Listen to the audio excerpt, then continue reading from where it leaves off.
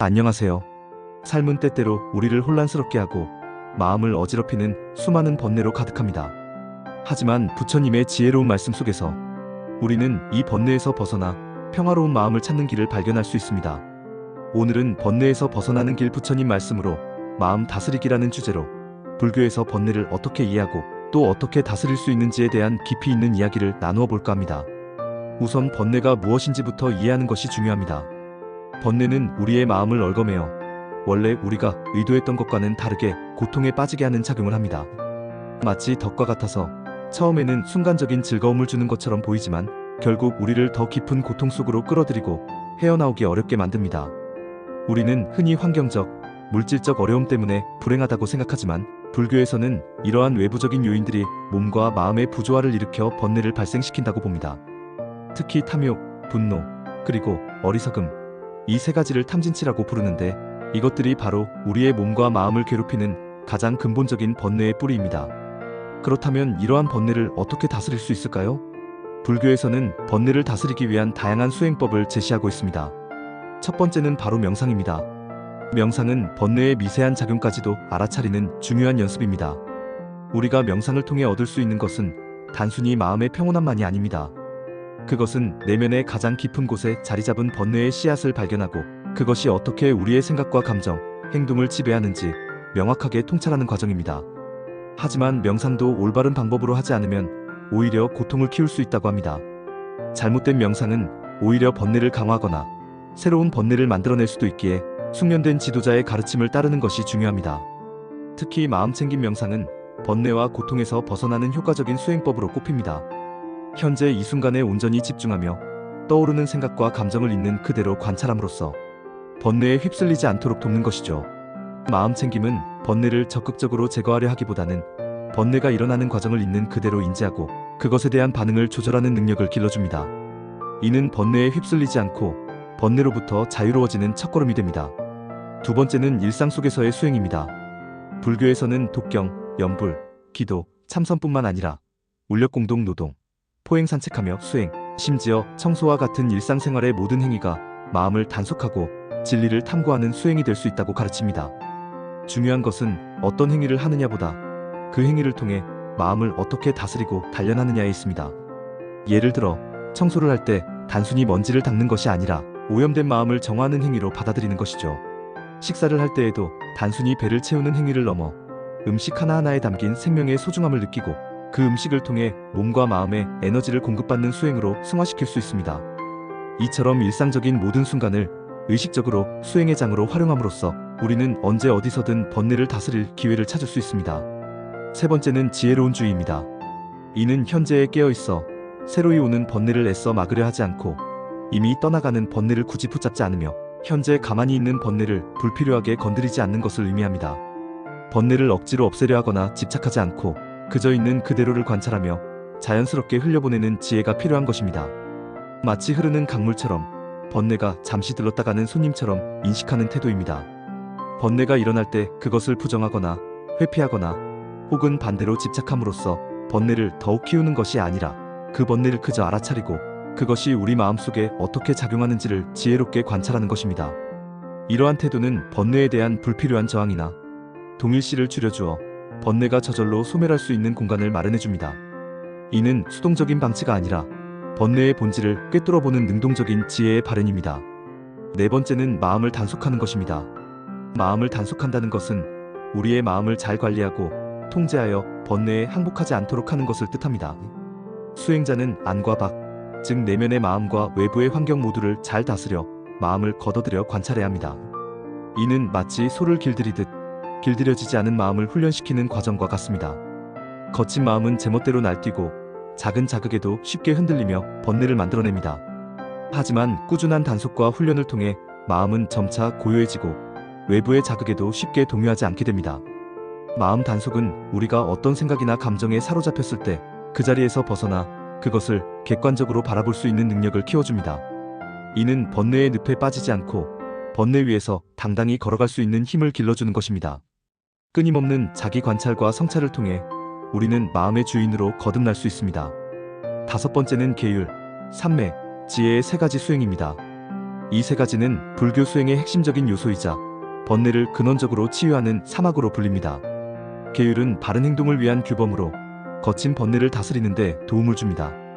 예를 들어 살생하지 않고 도둑질하지 않으며 거짓말하지 않는 등의 계율을 지킴으로써 우리는 외부적으로 번뇌를 유발할 수 있는 행위를 막을 수 있습니다. 이는 마치 울타리를 쳐서 유해한 외부 요인들이 마음속으로 들어오는 것을 막는 것과 같습니다. 삼매는 마음의 집중력을 높여 번뇌에 흔들리지 않는 힘을 길러줍니다.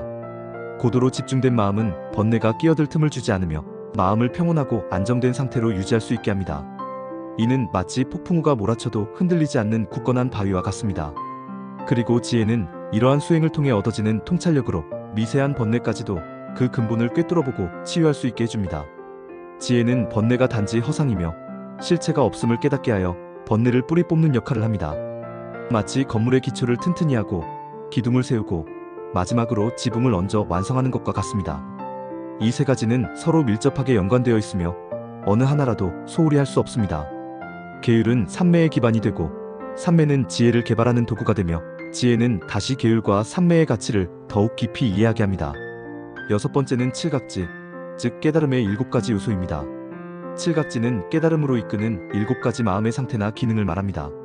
바로 마음 챙기면 진리를 가려낸 택법, 꾸준히 노력함 정진, 기쁨의, 몸과 마음의 편안한 경안, 마음의 집중정, 그리고 평온하고 고요한 마음사입니다. 이 칠각지를 꾸준히 개발하면 아무리 미세한 번뇌일지라도 결국 사라지게 됩니다. 마음 챙김은 번뇌가 일어나는 순간을 정확히 알아차리게 하고, 택법은 번뇌와 지혜로운 생각, 그리고 유익한 생각과 해로운 생각을 분별할 수 있는 능력을 길러줍니다. 정진은 끊임없이 수행에 힘쓰게 하며, 희는 수행 과정에서 얻어지는 내적인 기쁨을 통해 수행을 지속할 동기를 부여합니다. 경안은 몸과 마음의 고요함과 편안함을 가져다 주어 번뇌가 발붙일 틈을 주지 않습니다. 정은 마음을 한 곳에 집중시켜 번뇌의 산란함을 가라앉히고, 사는 모든 것에 대한 평온하고 균형 잡힌 마음 상태를 유지하게 하여 번뇌에 흔들리지 않게 합니다. 이것은 마치 복잡한 퍼즐의 각 조각들이 맞춰지면서 전체 그림이 완성되는 것과 같습니다. 칠각지는 서로 유기적으로 작용하여 번뇌의 모든 측면을 해체하고 완전한 해탈로 이끄는 강력한 도구입니다. 또한 불교에서는 상황과 조건에 따라 적절한 번뇌 대치법을 사용하는 것이 중요하다고 강조합니다. 모든 번뇌에 똑같은 방법이 통하는 것이 아니라 번뇌의 종류와 강도, 그리고 우리의 현재 상태에 맞춰 가장 효과적인 방법을 적용해야 한다는 것입니다. 예를 들어 강한 분노의 번뇌가 치밀어 오를 때는 자비심 명상을 통해 분노를 다스릴 수 있고, 깊은 우울감에 사로잡혔을 때는 환희로운 마음을 일으키는 수행을 하는 등 번뇌의 특성에 맞는 맞춤형 처방이 필요합니다. 이는 마치 의사가 환자의 증상에 따라 적절한 약을 처방하듯 우리의 마음 상태를 정확히 진단하고 그에 맞는 치유법을 적용하는 지혜가 요구됩니다. 그리고 중요한 점은 번뇌에는 자비를 베풀지 않아야 한다는 것입니다. 번뇌를 끊어 해탈을 이루는 것이 수행의 궁극적인 목표이기 때문입니다. 번뇌는 우리의 고통의 원인이므로 그것을 용납하거나 포용해서는 안 되며 단호하게 뿌리 뽑아야 할 대상입니다. 이러한 수행들을 통해 번뇌의 불이 완전히 꺼졌을 때 우리는 비로소 열반의 세계에 도달할 수 있습니다. 열반은 번뇌와 고통이 완전히 사라진 지고의 평화로운 상태를 의미합니다. 이는 단순한 행복감이나 쾌락이 아니라 모든 조건적인 존재의 고통으로부터 벗어난 절대적인 자유와 평화의 경지입니다. 번뇌의 불꽃이 완전히 꺼진 상태, 즉 탐욕과 분노와 어리석음의 불꽃이 소멸된 상태를 말합니다. 그리고 예류과 일렉과 불안과 아라한과와 같은 성스러운 경지들은 모두 마음이 어떤 것으로도 방해받지 않는 평온한 상태를 의미합니다. 예류과는 성스러운 흐름에 들어선 자를, 일렉과는 한 번만 더 세상에 태어나면 번뇌가 소멸하는 자를, 불안과는 다시는 욕계에 돌아오지 않는 자를, 그리고 아라한과는 모든 번뇌를 완전히 끊어 해탈을 이룬 자를 의미합니다. 이들은 모두 외부의 조건이나 내부의 갈등에 의해 마음이 흔들리지 않는 견고하고 평화로운 경지에 도달한 이들입니다. 초기 불교 경전에서도 번뇌에 대한 심도 깊은 연구가 이루어졌으며 번뇌 관련 용어들의 용법과 범주를 정리하고 번뇌를 극복하는 수행법을 개관한 연구들이 끊임없이 이어지고 있습니다. 특히 윗바사나 명상은 마음 챙김을 통해 번뇌와 고통에서 벗어나는 현대적인 수행법으로 널리 알려져 있으며 서양에서도 큰 호응을 얻고 있습니다. 윗바사나는 번뇌의 근원인 무지어리석음을 통찰하고 현상세계의 본질인 무상, 고, 무아를 직접 경험함으로써 번뇌로부터 자유로워지는 길을 제시합니다. 이 모든 가르침은 궁극적으로 우리가 삶의 모든 고통과 번뇌에서 벗어나 진정한 자유와 평화를 얻도록 돕는 지혜의 등불이 됩니다. 결론적으로 번뇌에서 벗어나는 길은 순간적인 회피가 아니라 번뇌의 본질을 깊이 이해하고 꾸준한 명상과 일상 속에서의 지혜로운 실천을 통해 마음을 단속하며 계율과 삶의 지혜를 길러 궁극적으로 깨달음에 이르는 험난하지만 값진 여정입니다. 이 모든 과정 속에서 우리는 부처님의 지혜로운 말씀이 등대처럼 우리의 길을 밝혀주고 있음을 깨닫게 될 것입니다. 탐욕과 분노, 어리석음의 굴레에서 벗어나 고요하고 평화로운 마음의 경지에 도달하는 것은 결코 쉽지 않은 일이지만 부처님의 가르침은 우리에게 그 길을 명확히 제시하고 있습니다. 인내와 꾸준함, 그리고 지혜로운 통찰력을 통해 우리는 번뇌라는 이름의 먹구름을 걷어내고 우리 본래의 청정하고 밝은 마음을 회복할 수 있습니다.